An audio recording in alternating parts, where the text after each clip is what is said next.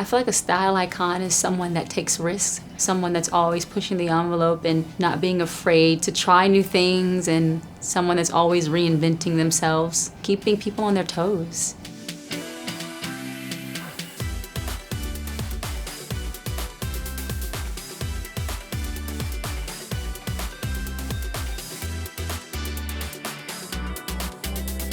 There has been an evolution for my fashion over the years, but over the past year in particular, I feel like I've been having the most fun with fashion.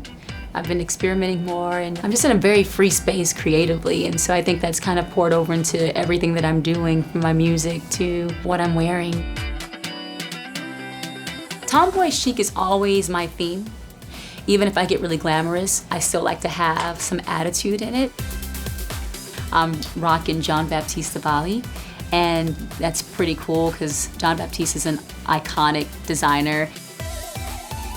My top is cropped and it has an incredibly long train that goes with it. It's a lot of drama, but still attitude. Like, it's glamorous, it's chic, it's got tomboy to it because the pants I'm wearing, it still has some attitude. And then it's also, there's a nice, cool feminine touch.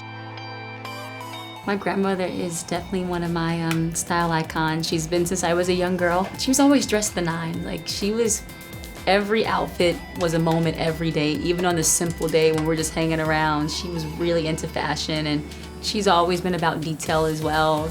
Dressing for the occasion, you know, is really important. Always being prepared when it comes to fashion. You know, when it's time to be glamorous, go there and be bold. Be glamorously bold. And if you're gonna be chill, be effortlessly chic.